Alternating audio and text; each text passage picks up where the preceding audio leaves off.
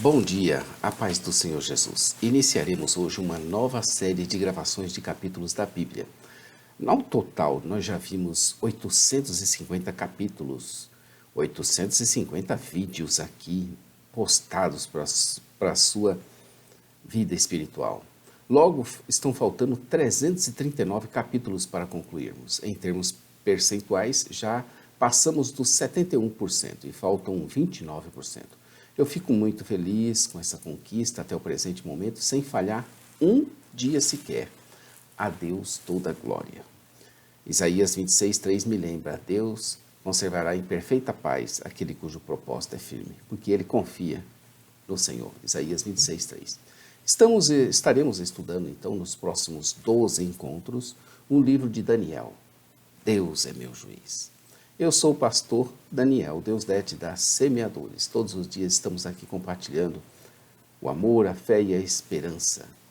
Todos os dias uma palavra de edificação, de exortação, de louvor e adoração ao Senhor Deus, Criador, sustentador e mantenedor da vida, aquele que se deixa achar. Estamos aqui desde 21 de abril de 2016, quando começamos esse projeto, e iremos até 23 de julho de 2019, quando concluiremos o projeto 1189, com Apocalipse 22:21. Serão exatos 3 anos, 3 meses e 3 dias, conforme o número de capítulos da Bíblia. Então, abra aí a sua Bíblia hoje no capítulo de número 1 de Daniel e faça uma leitura prévia antes de nos ouvir. Também pode entrar em nosso blog site jamaisdesista.com.br e lá você vai encontrar a parte escrita dessa narrativa. Em nosso pequeno e humilde trabalho, estaremos agora entrando no 5º livro, o livro de Daniel, dos últimos 17 livros da Bíblia, Antigo Testamento, que justamente são os livros proféticos.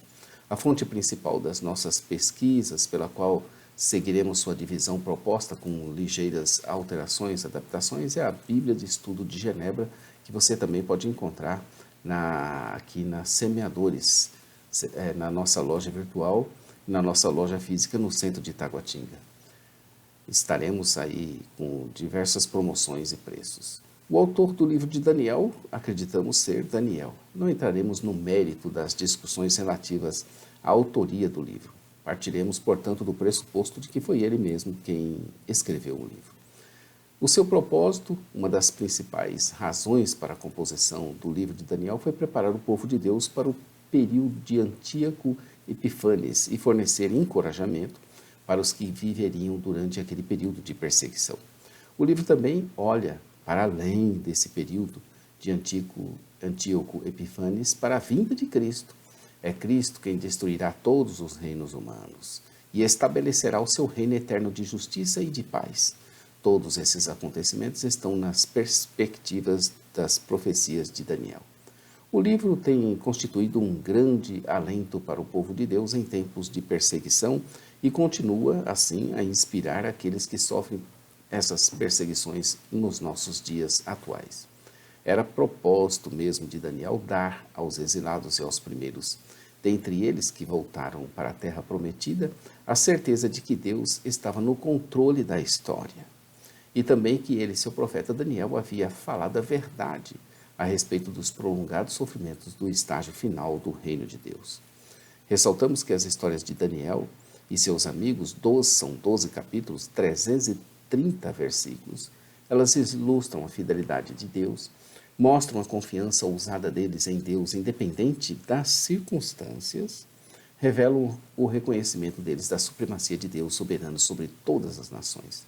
Provavelmente o livro deve ter sido escrito ali por volta de 539 a.C. Nós encontramos algumas verdades fundamentais, conforme a Bíblia de Estudo de Genebra, no livro de Daniel, o qual seja, Daniel e seus amigos foram fiéis a Deus durante o tempo que passaram no exílio. Podia-se confiar no fato de que Daniel era verdadeiro em suas palavras, porque ele nunca fez concessões aos seus captores. Deus tem controle absoluto de toda a história. O exílio prolongou-se por todo o período em que 4 reinos governaram o povo de Deus por causa do contínuo pecado. No futuro, sofrimentos continuarão a sobrevir a Israel, mas o ungido, o Cristo, viria e traria a salvação. Daniel, em efeitos de contextualização, viveu cerca de 200 a 300 anos antes dos acontecimentos descritos pelas suas profecias. Ele é provavelmente contemporâneo a diversos personagens bíblicos importantes como Jeremias, Ezequiel, Obadias, Zacarias, Ageu, Malaquias, Zedequias, Zorobabel, Esdras, Neemias e até Xerxes, Artaxerxes, Dário. Jerusalém estava destruída, o templo em ruínas, o povo estava no exílio, governantes iníquos pareciam ser triunfantes, a esperança do povo parecia ter desvanecido como nação. Algumas características desse livro. As 6 narrativas históricas que aparecem nos capítulos 1 a 6. Aquela constante do capítulo 2 também é profética. O foco das narrativas são narrativas independentes que foram unidas conforme um propósito específico, não histórico.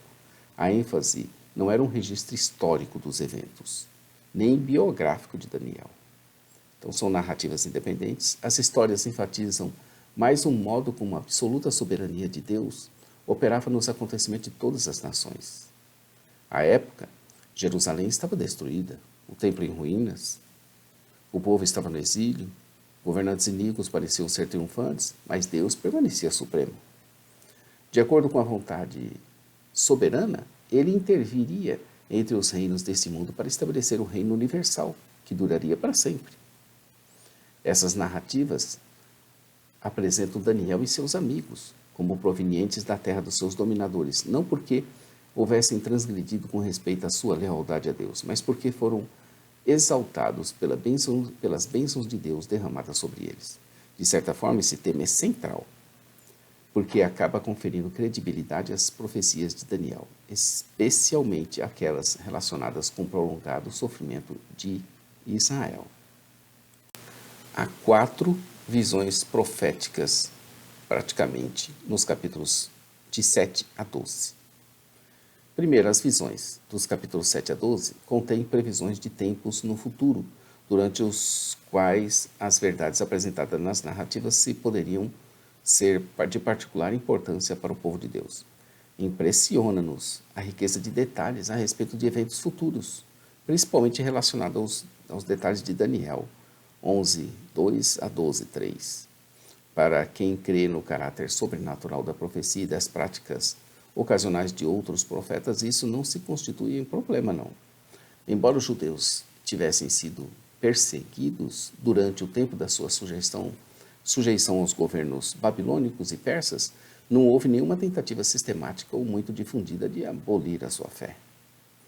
Até o período de Antíoco IV Epifanes, um governante do Império Seleucida, entre 175 e 164 a.C., não havia preocupação alguma em abolir a fé dos hebreus.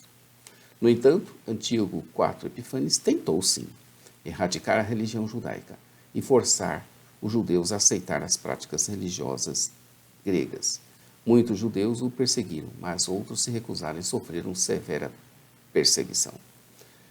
Na época, a semente messiânica estava sendo preservada e guardada para ser manifestada algum tempo depois. A Bíblia de Estudo de Genebra nos diz que a profunda atenção dada por Daniel à restauração de Israel após o exílio chama a atenção diretamente para Jesus. Como outros profetas do Antigo Testamento, Daniel predisse um futuro glorioso para o povo de Deus que o Novo Testamento apresenta como cumprido na primeira e na segunda vinda de Cristo, assim como na totalidade da história da Igreja. Cristo, assim, cumpre as esperanças do profeta Daniel.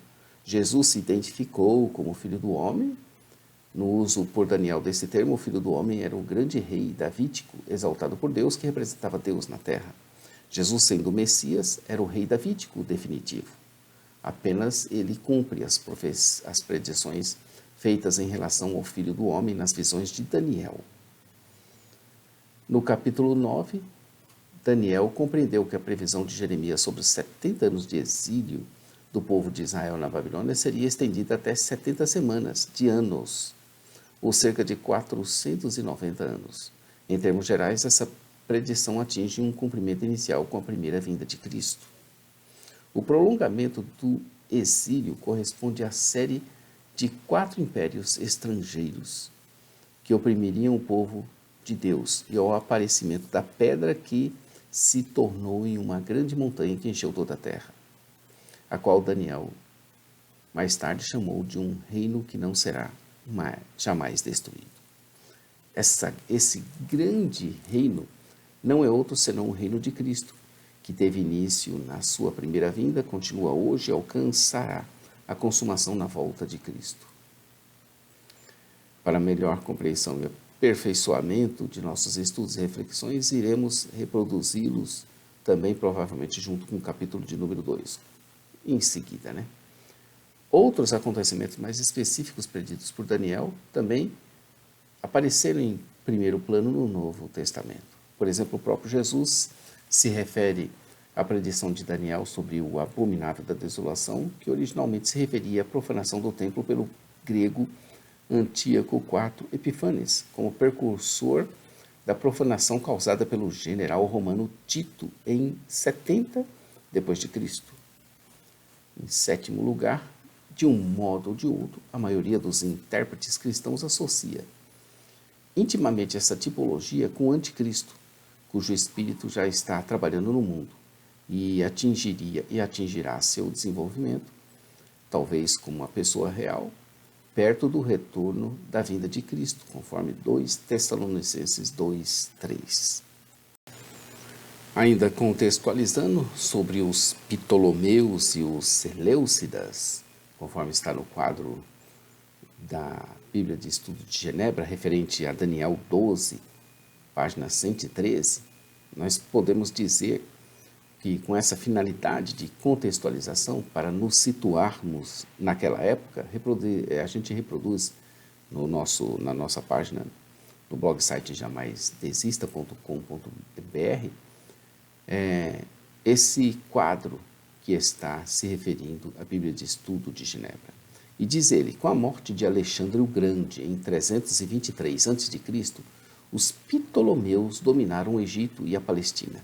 Eles respeitaram os costumes e a religião dos israelitas. Assim, o templo foi o lugar onde se desenvolvia a fé e onde eram guardados os bens destinados a ajudar os órfãos e as viúvas. Porém, a dinastia e as políticas dos Ptolomeus enfraqueceram e a tolerância foi aos pouquinhos desaparecendo. A partir de 198 anos antes de Cristo, os Seleucidas da Síria tentaram conquistar a Palestina e Antíoco IV Epifanes conseguiu. Ele tratou de impor à força os costumes sírios e os israelitas resistiram. Houve perseguição e muita luta. Entre os israelitas que se opuseram estavam o sacerdote Matatias, Judas, Jonatas e Simeão Macabeus, sobre os quais os livros deuterocanônicos dos Macabeus surgem. Em 168 a.C., Roma derrotou a Macedônia e acabou com sua monarquia. 4 anos mais tarde, depois de muitas lutas, tornou-se o reino macabeu da Judéia. Antíoco IV firmou em 162 a.C. o acordo de liberdade religiosa para os judeus. Porém, o seu sucessor, Demétrio Sóter, o Salvador,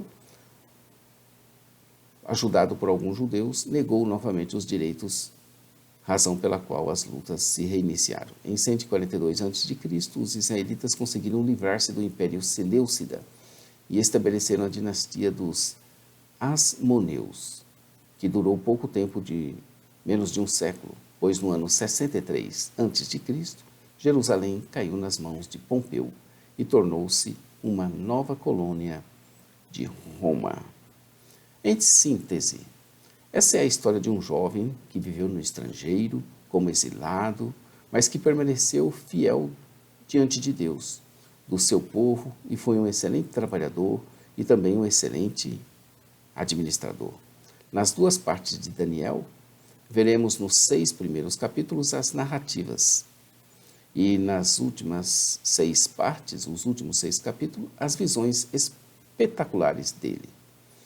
Ao final teremos uma conclusão do livro, as referências que nós utilizamos, e esperamos que tudo isso seja útil para você. O que você vai encontrar aqui, além de tudo que você está vendo, é uma palavra de fé, de encorajamento, de certeza e de convicção de que não estamos sozinhos. Nem aqui estamos por acaso, nem somos fruto das circunstâncias aleatórias do universo. Tudo na vida tem um propósito, como já dissemos lá em Isaías 26:3, que a gente citou no início. Tudo tem um propósito, tudo tem uma função, e você já descobriu, assim, qual é o seu propósito e função aqui na vida? Então vai ler e estudar Daniel para ver se Deus fala contigo. A ordem e a organização do texto segue a mesma da narrativa bíblica. Nós também dividimos esse livro de Daniel em 2 partes, que são, primeiro, nós vamos ver as narrativas, que também são divididas em 6 subpartes, e depois as visões, que vão ser subdivididas em 4 outras. Temos, assim, nos esmerado em estudar a Bíblia de forma sistemática e mais aprofundada possível.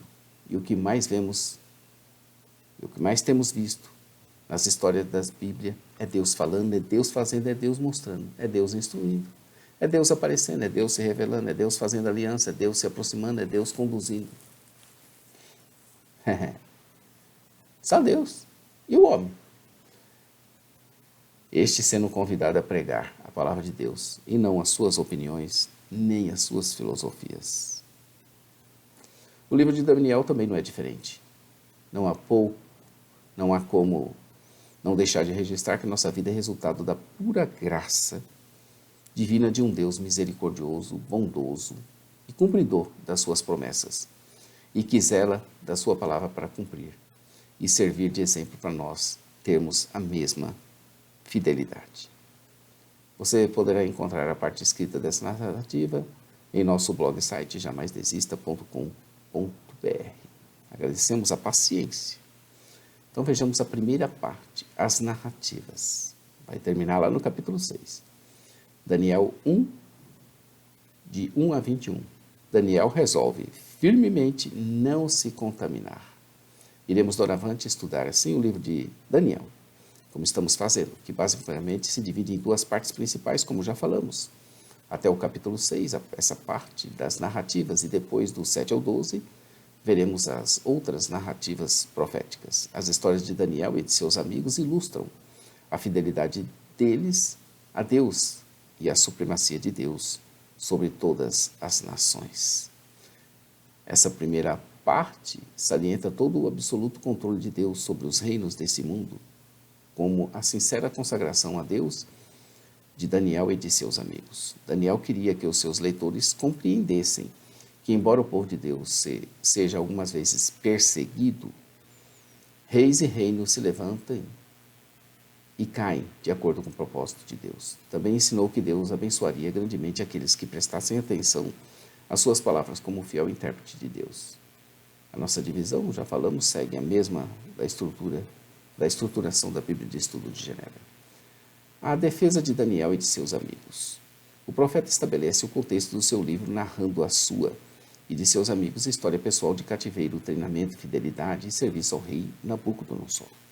No ano 3º do reinado de Joaquim, ou seja, em 605 a.C., o mesmo ano em que Nabucodonosor venceu uma coalizão assírio-egípcia em Carquemes e deu início à ascensão da Babilônia como poder internacional.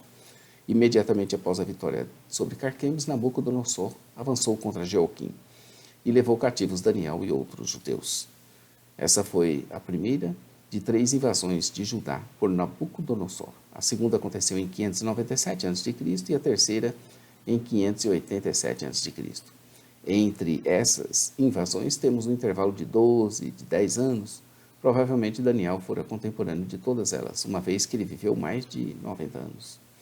A aparente discrepância entre Daniel 1 e Jeremias 25, 1, onde Jeremias data o ataque de Nabucodonosor contra Joaquim durante o 4º ano do de Jeoaquim, não no terceiro, pode ser explicada pelas diferenças de sistemas cronológicos usados pelos babilônios e também pelos judeus.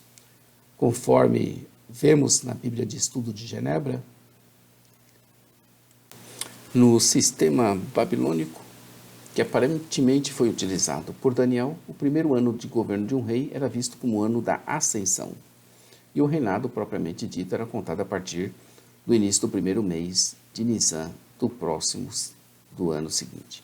Nabucodonosor, rei da Babilônia, como príncipe herdeiro e comandante do exército, conduziu os babilônios à vitória em Carquemes em 605 a.C.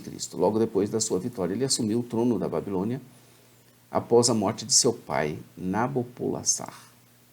O reinado de Nabucodonosor durou aí de 605 a 562 e estabelece um ambiente histórico para grande parte dos livros de Jeremias, de Ezequiel e do próprio Daniel. A derrota de Israel não pode ser explicada simplesmente pela análise das condições políticas e militares da época. Deus estava agindo soberanamente nos negócios das nações. Ele usou os babilônios, para julgar o seu próprio povo pela quebra das obrigações da aliança. Em sua invasão, ele, aproveitando-se, fez uma pilhagem dos utensílios do templo para a casa de seu deus Marduk, que era o deus principal do panteão babilônico. O rei da Babilônia ficou curioso com a sua conquista e pediu a Apenaz, chefe dos eunucos, que lhe trouxesse dos israelitas alguns jovens para ele ver. No entanto, ele não queria qualquer um deles, mas os que não tivessem defeitos e fossem dotados de sabedoria, de inteligência e instrução, e que tivessem capacidade para assistirem no palácio do rei, e que lhes ensinasse as letras e as línguas dos caldeus. A literatura babilônia era escrita em caracteres cuneiformes e basicamente sobre tabletes de argila. Foram descobertos milhares desses tabletes. O estudo dessa literatura provavelmente fez com que Daniel e seus amigos tomassem conhecimento da visão de mundo politeísta dos babilônios, o qual destacava de modo proeminente a magia, a feitiçaria e a astrologia. Até a porção diária da comida desses jovens foi determinada pelo rei, antes de se apresentarem a ele. Eles deveriam seguir aquela dieta, porção diária das iguarias do rei, por 3 anos. Curiosamente, essa mesa real, posteriormente, foi dada a Joaquim, que recebeu a mesma atenção durante o reinado babilônico, Evil-Merodach. Dentre esses jovens selecionados pelo rei, foram encontrados 4 deles que se destacaram: Daniel, Ananias, Misael e Azarias. Com relação aos seus nomes, todos eles contendo características hebraicas. 2 deles contêm o componente hebraico El, que significa Deus, e os outros 2 apresentam o componente Ia, Unia, forma abreviada de Javé. Daniel significa Deus é meu juiz, Ananias, Javé é gracioso, Misael, quem é como Deus, Azarias, Javé ajudou. O chefe dos eunucos então tratou de mudar os nomes deles para Beltesazar, Sadraque, Mesaque e Abidnego. O significado desses outros nomes é controvertido. As sugestões para Beltesazar, Bel, outro nome para Marduk, o deus principal da Babilônia. Protege a sua vida. Ou Senhora, protege o rei. Sadraque, estou com medo de Deus. Ou o comando de Aku, o deus lua dos sumérios. Mesaque, sou de pouca valia. Ou quem é como Al. Abidnego, servo daquele que brilha. No entanto, Daniel resolveu não contaminar-se com essas iguarias do rei ou com sua dieta. A razão para Daniel concluir que o alimento servido pelo rei o contaminaria e também aos seus amigos não é apresentada. Talvez comê-los envolvesse uma violação das leis dietéticas da legislação mosaica, Levítico 11, de 1 a 47, que proibia comer carne de porco ou carne da qual o sangue não tivesse sido drenado. Levítico 17, de 10 a 14. Talvez envolvesse também comer um alimento que houvesse sido oferecido aos ídolos babilônicos. O fato era que Daniel e seus amigos tiveram atitude, oraram a Deus, apresentaram a sua posição firme à autoridade e dela conseguiram consentimento com base na sua estratégia. Tudo vinha de Deus. Ele fez com o coração do rei o mesmo que ele faz com seus ribeiros. Ou seja, ele os inclina para onde ele quiser. Provérbios 21, 1. Assim achou graça Daniel e seus amigos diante de Aspenaz, e Daniel pôde apresentar seu plano de alimentação e uma proposta de observação de apenas 10 dias. Em apenas 10 dias, sua aparência era melhor. Estavam eles mais robustos do que todos os jovens que comiam das finas iguarias do rei. Deus abençoou Daniel e seus amigos pela obediência deles ao Senhor e pela recusa de transigir quanto à sua fé num ambiente gentil. Em consequência, o despenseiro tirou as iguarias e o vinho que deveriam beber e substituiu pelos legumes. Tudo vem de Deus, que tem seus propósitos em tudo. Foi com os propósitos que Deus levantou Daniel e seus companheiros, fazendo mais sábios e inteligentes do que todos na Babilônia. Deus deu o conhecimento e a inteligência em toda a cultura e sabedoria. A bênção de Deus não se limitou ao bem-estar físico, mas incluiu o importante sucesso ao desenvolvimento intelectual durante os 3 anos da sua instrução babilônica. A partir de relatos que seguem nos livros, capítulos 2, de 4 a 5, Daniel se distinguia de seus companheiros pela capacidade de interpretar também sonhos e visões. Assim como José, havia sido considerado como especial pela mesma razão na corte de Faraó. Vencido aquele tempo determinado pelo rei, ou seja, após os 3 anos mencionados no verso 5, o chefe dos eunucos apresentou diante do rei.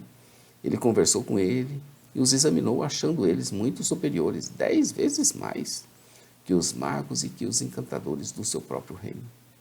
Obviamente que os que se esforçam, estudam, se dedicam ao trabalho e são focados são aqueles que se destacarão em qualquer lugar onde estiverem inseridos. No entanto, mesmo assim, tudo vem de Deus e, portanto, toda a glória lhe pertence. Eu gosto de fazer uma análise reversa das coisas. Por exemplo, vamos pegar o contexto desse capítulo que destaca 4 hebreus da tribo de Judá entre todos os jovens da Babilônia e dos exilados. Depois de intensos preparativos e estudos, quem foram os que chegaram à frente com destaque? Justamente os 4 jovens hebreus. Todos correram?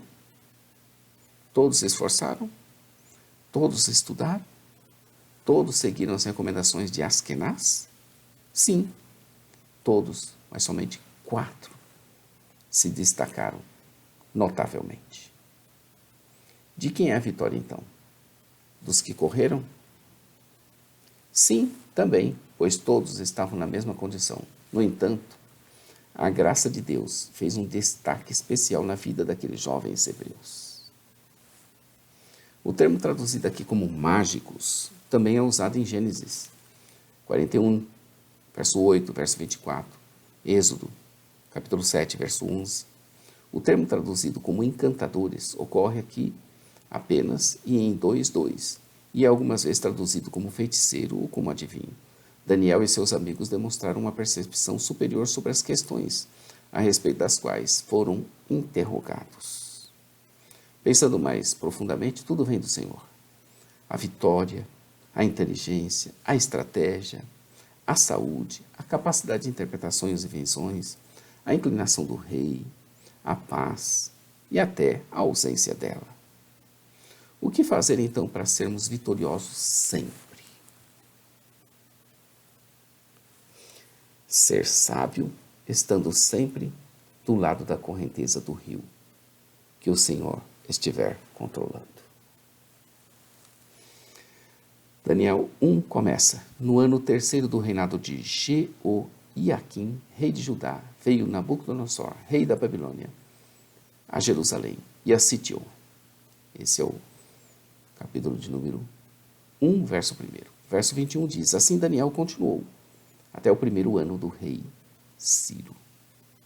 O verso 21 dá a impressão que Daniel viveu somente até o 1º ano do rei Ciro, né? Verso 21. No entanto, ele viveu muito mais. A Babilônia caiu diante de Ciro em 539 a.C.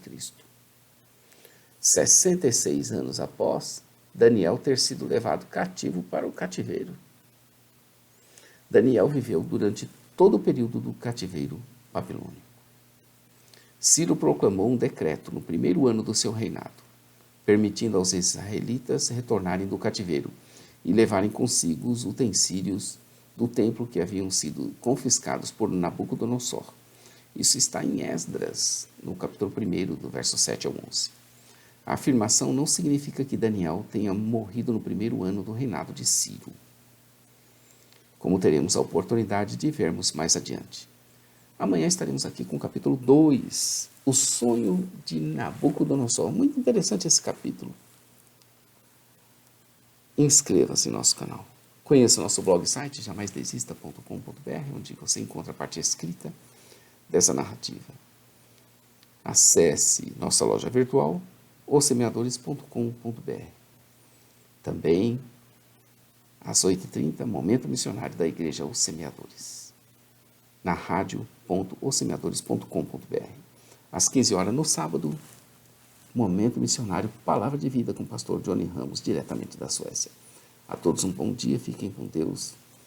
Maranata. Ora, ora, vem, Senhor Jesus. Deus te abençoe, querido.